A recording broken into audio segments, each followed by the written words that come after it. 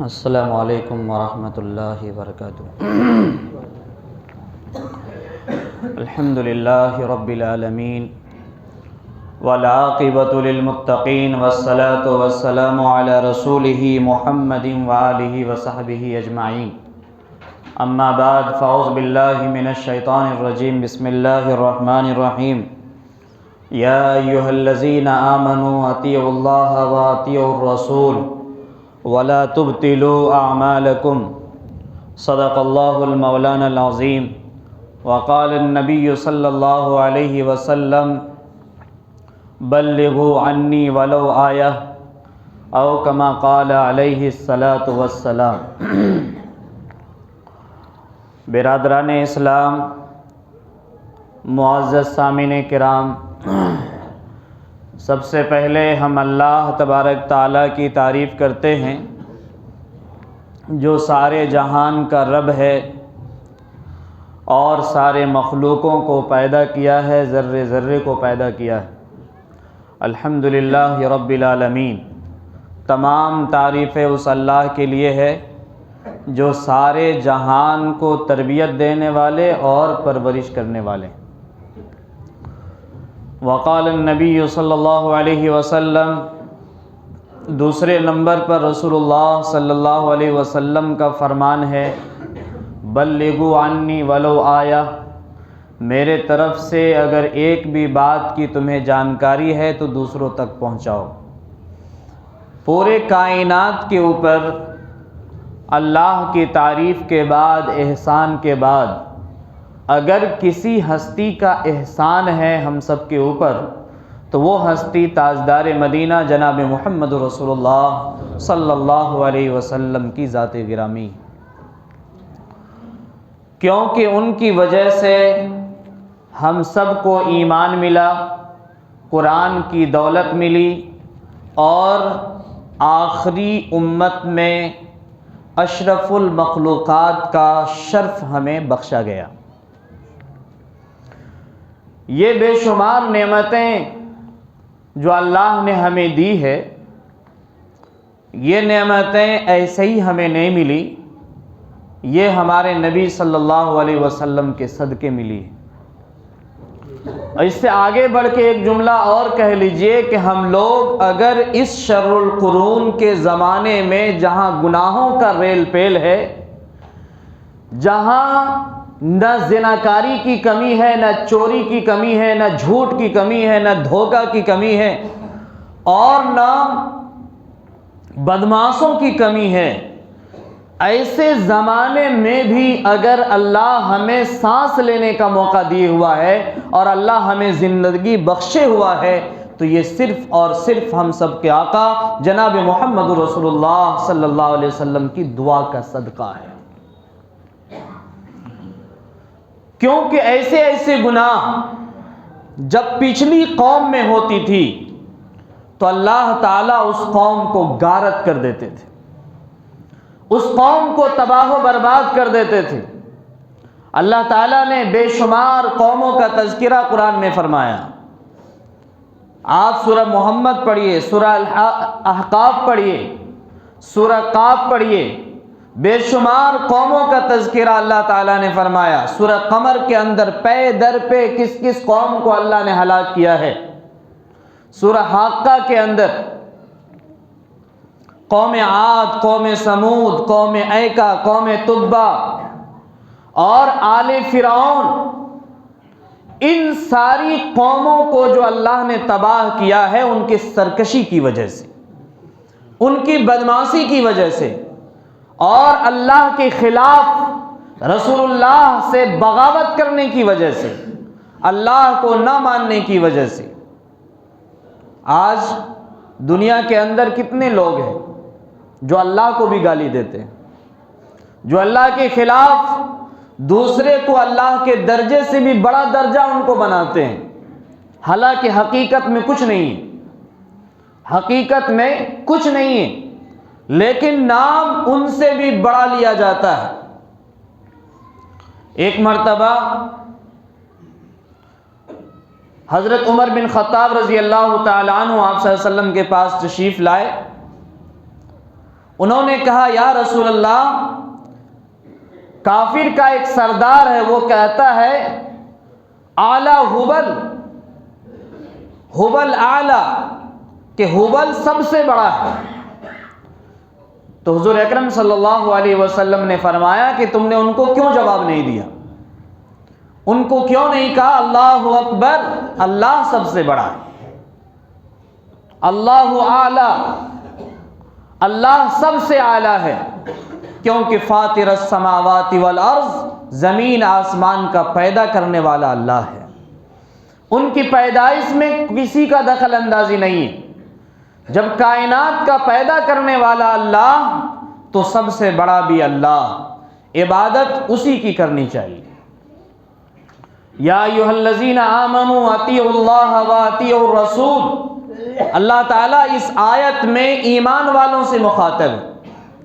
پچھلی قوم میں اللہ تعالیٰ نبی سے مخاطب ہوتے تھے، ان کے پاس چھوٹی چھوٹی کتابیں دی گئی، لیکن اس امت سے اللہ تعالیٰ ڈائریکٹ مخاطب ہے، یا ایھا الذین آمنوا، اے ایمان والو، اطیعوا اللہ واطیعوا الرسول ولا تبطلوا اعمالکم، تم اللہ کی اطاعت کرو اور رسول اللہ صلی اللہ علیہ وسلم کی اطاعت کرو، رسولوں کی اطاعت کرو اور اپنے اعمال کو باطل نہ کرو۔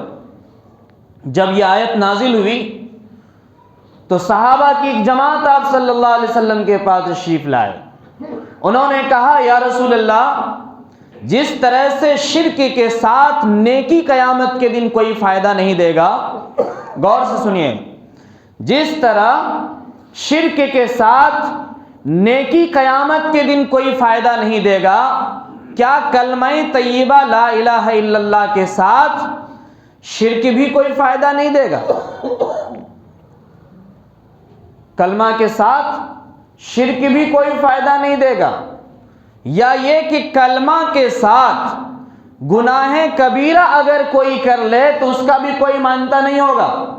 آپ صلی اللہ علیہ وسلم نے فرمایا کہ ایسی بات نہیں، شرک کرنے والا چاہے کتنا بھی عمل کر لے، اعمال صالحہ، وہ عمل قیامت کے دن راکھ کی طرح اڑا دیا جائے گا۔ شرک کے ساتھ جو بھی عمل ہوگا اس کا عوض، اس کا بدلہ دنیا میں دے دیا جائے گا، لیکن آخرت میں اس کے لیے کوئی عوض، کوئی بدلہ نہیں ہے۔ لیکن لا الہ الا اللہ کے ساتھ اگر کوئی کبیرہ گناہ کرتا ہے تو یہ نہ سمجھے کہ لا الہ الا اللہ پڑھنے والا آدمی کبیرہ گناہ کرے گا تو وہ جنت میں چلا جائے گا، ایسی کوئی بات نہیں ہے۔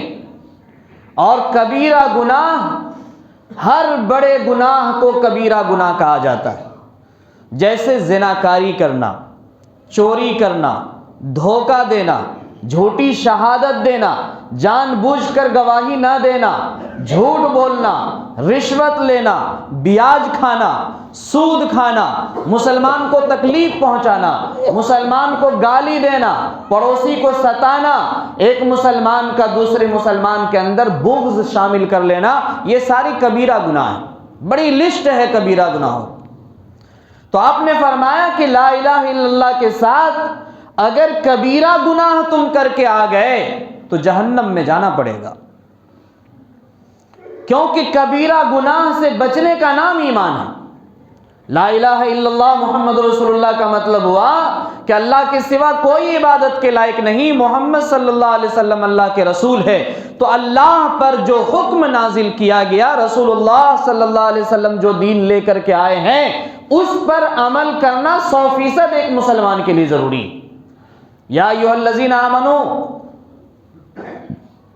ادخلوا فی السلم کافہ، اے ایمان والو اسلام میں پورے طور پر داخل ہو جاؤ، آدھا تیتر اور آدھا بٹیر نہیں چلے گا، آدھا ادھر اور آدھا ادھر نہیں چلے گا۔ اور سورہ محمد میں ایک جگہ اللہ تبارک تعالیٰ نے فرمایا ہے، ان لوگوں کی یہ عادت بن گئی ہے کہ جب آسانی آتا ہے تو دوسرے طرف چلے جاتے ہیں، آسانی آتی ہے تو اسلام میں رہتے ہیں اور مشکل آتا ہے تو دوسری طرف چلے جاتے ہیں، یعنی آسانی کا تلاش دوسرے دین میں تلاش کرتے ہیں، آسانیاں دوسرے مذہب میں تلاش کرتے ہیں۔ یہ کامل طور پر دین میں داخل ہونا نہیں ہے۔ کامل طور پر دین میں داخل ہونے کا مطلب یہ ہے کہ ہر حال میں شریعت پر ہی عمل کرنا ہے، چاہے آسانیاں آئے چاہے مشکل آئے۔ منافقین کہتے تھے کہ ہم کامل مومن ہیں، جب نبی کے پاس آتے تو کہتے آپ کے لیے جان قربان ہے، لیکن جب ہٹتے تھے پیچھے جاتے تھے تو کہتے تھے ہم تو بس ہنسی مذاق کرنے کے لیے گئے تھے۔ وہ نام کا مسلمان تھے، منافق تھے، اور منافقین کی جو سزا بتائی گئی ہے، ان المنافقین فی الدرک الاسفل من النار، جہنم کی جو سب سے آخری طبقہ ہے، خطرناک آگ ہے جس میں، اس میں منافقین کو ڈالا جائے گا۔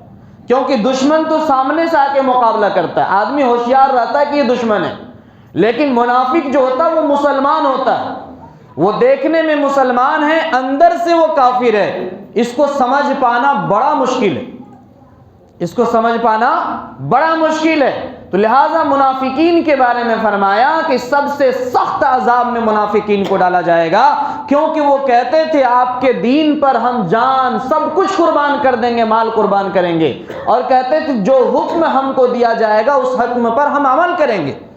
آپ صلی اللہ علیہ وسلم نے مسجد النبوی میں نام لے کر کے 36 آدمی کا نام لیا۔ جمعہ کے دن خطبہ جمعہ میں آپ نے 36 آدمی کا نام لیا اور اس کو کھڑا کیا، اور آپ نے فرمایا تم سب کے سب منافق ہو۔ اللہ کی طرف سے حکم تھا، تم کے سب منافق ہو۔ اور اس کے بعد حضرت عمر بن خطاب رضی اللہ تعالیٰ عنہ ان کے پاس چکر لگانے لگے، جہاں جہاں کھڑے تھے بعض لوگ اپنے منہ پر کپڑا لیے ہوئے تھے تاکہ ہمارا نفاق ظاہر نہ ہو جائے، ہمیں لوگ پہچانے نہیں۔ حضرت عمر رضی اللہ تعالیٰ عنہ چونکہ غصہ جلال بہت سخت تھا ان کا، وہ اسلام کے خلاف کوئی بات سننا نہیں چاہتے تھے۔ اسلام کو ابتدائے اسلام میں جو سب سے بڑی تقویت ملی ہے حضرت عمر بن خطاب رضی اللہ تعالیٰ عنہ کی وجہ سے ملی۔ تو حضرت عمر ان کے پاس چکر لگانے لگے جہاں جہاں لوگ کھڑے تھے، اور کہتے تھے کہ میں تمہیں ضرور حکم دوں گا اسلام کا، اور دیکھوں گا کہ تم منافق ہو کہ مسلمان ہو، اس کے بعد تمہارا انتقام لوں گا۔ اور جب جنگ احد کی باری آئی، جنگ احد میں لوگ جا رہے تھے تو یہی منافقین لوگ کہنے لگے ادھر بڑی تعداد ہے، مسلمانوں کی تعداد کچھ بھی نہیں ہے، ہم تو آپ کے ساتھ، ہم آپ کے لیے مر مٹیں گے، اسلام کو کبھی نقصان نہیں پہنچنے دیں گے۔ لیکن جنگ بدر سے پہلے ہی، جنگ احد سے پہلے ہی، میدان سے پہلے ہی 300 آدمی غائب ہو گئے۔ یہ وہی آدمی تھے جو کہتے تھے اسلام کا جو حکم ہوگا 100% ہم عمل کریں گے، لیکن جب جہاد کی باری آئی، ایمان بچانے کی باری آئی، مسلمانوں پر بار بار ظلم ہو رہا تھا، اس ظلم کی دفاع کی جب باری آئی تو وہ سائیڈ ہو گئے۔ جب تک حکم نہیں دیا جائے گا کیسے پرکھا جا سکتا ہے آدمی کو کہ حقیقت میں ایمان ہے ان کے پاس کہ نہیں؟ اگر مسلمانوں کو پہچاننا ہو تو آپ لین دین کیجئے ان سے، آپ ان کے ساتھ سفر کیجئے، اگر وہ وعدے کا پکا ہے، اگر وہ ایماندار ہے، اگر وہ امانت دار ہے، تب سمجھ میں آئے گا کہ وہ مسلمان ہے۔ ورنہ مسلمان تو بہت ہے، مسلمان بہت ہے، لیکن مسلمانوں کی جو پیمائش ہے، معیار ہے، اصل حق ہونے کا جو ثبوت اور پروف دلیل ہے، اس کے لیے دو چیزیں، ایک ہے وعدہ، کہ آپ ان کے سامنے وعدہ کیجئے کسی چیز کا، اگر وہ وعدہ پورا کرتا ہے تو سمجھ لیجئے کہ وہ مسلمان ہے۔ اور دوسری چیز ہے امانت، ان کے پاس امانت رکھیے، اگر وہ امانت میں خیانت نہیں کرتا ہے تو سمجھ لیجئے کہ وہ مسلمان ہے۔ یہ میں اپنے طرف سے نہیں کر رہا ہوں، یہ آپ صلی اللہ علیہ وسلم نے اس کی تشریح فرمائی ہے۔ لا ایمان لمن لا امانت لہ، اس شخص کے پاس کوئی ایمان نہیں جس کے پاس امانت داری نہیں ہے۔ ولا دینا لمن لا عہد لہ، اس شخص کے پاس کوئی دین نہیں ہے جس کے پاس وعدہ کی پاسداری نہیں ہے۔ جو وعدہ پورا نہیں کرتا وہ مسلمان نہیں ہے، ان کے پاس کوئی دین نہیں ہے، اور جو امانت میں خیانت کرتا اس کے پاس کوئی ایمان نہیں۔ یہ دو چیز ہے پرکھنے کی، مسلمانوں کو پرکھنا ہو تو اس ترازو پر تولیے مسلمان کو، اس پیمائش پر وزن کیجئے اس کو، تب جا کر کے مسلمان ثابت ہوگا۔ اور ہمارے اسلام میں ان کی جو صحیح طریقہ اور صحیح منہج اور سب سے بہترین اسلوب جو اسلام میں تھا وہ یہی تھا کہ وعدہ کر کے اس کو پورا کرنا۔ امانت رکھی گئی ہے تو ہو بہو اسی طریقے سے امانت کو واپس کر دینا۔ آپ نام سنتے ہوں گے، ایک بہت مشہور نام ہے آپ کے علاقے میں، جج صاحب کا۔ آخر ان کا نام جج کا لقب کیوں ملا تھا؟ کس وجہ سے لوگ جج کہتے تھے؟ وہ بھی تو ایک عام انسان تھے نا، مسلمان تھے نا۔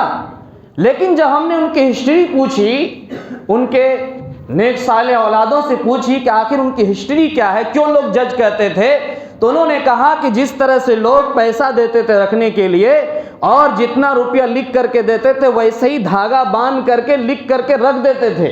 جس حال میں رکھتے تھے جب لینے کے لیے آتا تھا ویسے ہی اس کو واپس کرتے تھے۔ ایسا نہیں کہ اس کو اکاؤنٹ میں ڈال لیا، خرچہ کر لیا اور اس کے بعد جب ہوا تب اس کو واپس کر دیں گے، اس لیے نہیں۔ نام ایسے ہی نہیں ملتا ہے، ان کے پیچھے قربانیاں ہوتی ہیں، ان کے پیچھے کردار ہوا کرتا ہے، اس کے پیچھے کچھ اچھائیاں ہوتی ہے، تب جا کر کے ان کا لقب اچھا ہوتا ہے، ان کو نام دیا جاتا ہے۔ تو یہی چیز ہے امانت داری۔ لا ایمان لمن لا امانت لہ ولا دین لمن لا عہد لہ۔ اس شخص کے پاس کوئی ایمان نہیں جس کے پاس امانت داری نہیں، اس شخص کے پاس کوئی دین نہیں جس کے پاس وعدہ نہیں ہے، وعدہ کی پاس و لحاظ نہیں۔ اس لیے اللہ تعالیٰ نے قرآن میں فرمایا یا ایھا الذین آمنوا اطیعوا اللہ واطیعوا الرسول ولا تبطلوا اعمالکم۔ اے ایمان والو، اللہ اور اس کے رسول کی اطاعت کرو اور اپنے اعمال کو باطل نہ کرو۔ یعنی تم کلمہ پڑھ چکے ہو تو کلمہ کی صداقت اور کلمہ کا تقاضا یہ ہے کہ اب تم جھوٹ مت بولو۔ کلمہ کی صداقت کا تقاضا یہ ہے کہ اب تم بے ایمانی نہ کرو۔ کلمہ کی صداقت کا تقاضا یہ ہے کہ اب کسی کو دھوکہ نہ دو۔ کلمہ کی صداقت کا تقاضا یہ ہے کہ اب کسی کو گمراہ نہ کرو۔ کلمہ کی صداقت کا تقاضا یہ ہے کہ کسی مسلمان کو ستاؤ نہیں۔ کلمہ کا تقاضا یہ ہے کہ تم کسی کا راستہ نہ روکو۔ کلمہ کی سچائی کا صداقت کا تقاضا یہ ہے کہ تم کسی مسلمان کے پاؤں مت کھینچو بلکہ ان کو آگے بڑھانے کی کوشش کرو۔ یہی چیز ہمارے اندر ہے جو ہمارے نسل کو کھا رہی ہے، ہمارے نسل کو کھا رہی۔ کوئی آدمی ابھر رہا ہے، کوئی امیر بن رہا ہے، کوئی کچھ لے رہا ہے تو اس کے پیچھے پڑ رہا ہے۔ پیسہ کہاں سے لایا؟ یہ کمایا کہاں سے؟ آیا کہاں سے؟ بدگمانی ہماری قوم کو تباہ کر کے رکھ دیا، بدگمانی ہماری قوم کو تباہ کر کے رکھ دیا۔ حالانکہ یا ایھا الذین آمنو، اللہ تعالیٰ نے فرمایا اے ایمان والو بہت ساری بدگمانیوں سے بچو۔ ان بعض الظن اثم، کیونکہ بعض جو بدگمانیاں ہیں یہ بھاری گناہ ہیں۔ بعض بدگمانیاں یہ بھاری گناہ ہیں۔ گناہ میں بیکار کا مت پھنسو، گناہ میں مت لگو۔ اور آگے فرمایا غیبت نہ کرو کسی کی، کیونکہ غیبت کرنا سگے مردار بھائی کے گوشت کھانے کی طرح ہے۔ غیبت کرنے والا مردار بھائی کے گوشت کھانے کی طرح ہے، اور ہمارے پاس فرصت ہی نہیں ملتا غیبت کے سوا۔ آپ کو فرصت ہے، خالی وقت ہے، اللہ کے واسطے آپ مسجد میں آ جائیں، آپ قرآن کی تلاوت میں لگیں، آپ نوافل نماز پڑھیں، آپ قرآن کی تلاوت کریں، آپ تسبیحات میں لگ جائیں، اللہ کو یاد کریں۔ خالی ادھر ادھر ٹائم ضائع نہ کریں، اس سے کچھ نہیں ہوگا، نہ دنیا کا فائدہ نہ آخرت کا فائدہ۔ یہاں وہاں بیٹھ کر وقت گزار دینا یہ بڑی تباہی کی سندیش دیتا ہے۔ ابھی ایک شخص پھانسی لٹک کے مرا ہے، انہوں نے اپنے خط میں لکھا کہ اس گاؤں والوں کا میرے اوپر کوئی جرم نہیں تھا، ہم اپنی چاہت سے مر رہے ہیں، اور اس لیے مر رہے ہیں کہ لوگوں نے ہم کو جینا دوبھر کر دیا۔ جہاں میں رہ رہا ہوں وہاں کا نہیں، دوسری جگہ کا، لوگوں نے جینا ہم کو دوبھر کر دیا، نام نہیں لیا کسی کا، اور اس کے بعد کہا اتنا روپیہ میرے اس اکاؤنٹ میں ہے، یہ میرا نمبر ہے، اس میں سے پیسہ نکال کر 3 آدمی کا پیسہ میرے اوپر قرض ہے اس کو واپس کر دیجئے گا، اور اس کے پاس جو پیسہ بچ جائے اس کو صدقہ کر دیجئے گا۔ اس کو صدقہ کر دیجئے گا۔ سب سے پہلی بات تو یہاں یہ سمجھنا ہے کہ خودکشی کی موت کفر کی موت ہوتی ہے۔ خودکشی کی موت کفر کی موت ہوتی ہے۔ اسلام نے مشکلات میں صبر کرنے کا حکم دیا ہے اور اللہ سے دو چیزوں کے ذریعے مدد طلب کرنے کا حکم دیا ہے۔ یا ایھا الذین آمنوا استعینوا بالصبر والصلاۃ، اے ایمان والو، مشکلات آ جائے، پریشانیاں آ جائے اور تم ہر طرف سے مصیبت آ کر تمہیں گھیر لے تو ایسی صورت میں دو چیزوں کے ذریعے سے تم اللہ سے مدد طلب کرو، نمبر 1 نماز کے ذریعے اور نمبر 2 صبر کے ذریعے سے۔ استعینوا بالصبر والصلاۃ، صبر کے پہلا نام ہے صبر کا۔